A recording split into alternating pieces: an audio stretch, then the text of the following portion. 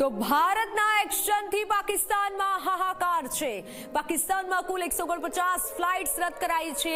ઇસ્લામાબાદમાં 42 flight રદ કરાઈ છે। લાહોરમાં 36, કરાચીમાં 34 ફ્લાઇટ રદ કરાઈ છે।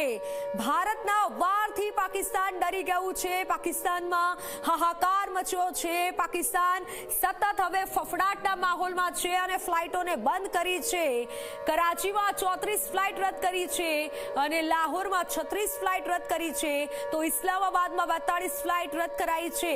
ટોટલ 149 ફ્લાઇટ પાકિસ્તાનમાં રદ કરાઈ છે। પાકિસ્તાનમાં ડરનો માહોલ છે, છતાં નાપાક પાકિસ્તાન પોતાની જે હરકતો કરી રહ્યું છે તેનો જડબાતોડ જવાબ ભારત દ્વારા આપવામાં આવી રહ્યો છે અને હવે પાકિસ્તાન ડરી ગયું છે કે ભારત દ્વારા હવે શું કરવામાં આવી શકે છે, કેવું થઈ શકે છે, ભારતનું એક્શન કેવું હશે તે વિચારીને જ હવે પાકિસ્તાન ડરી ગયું છે। પાકિસ્તાનથી પણ અમુક વિડીયો સામે આવ્યા છે જેમાં આપણે જોઈ શકીએ કે ત્યાં કેટલો ડરનો માહોલ છે।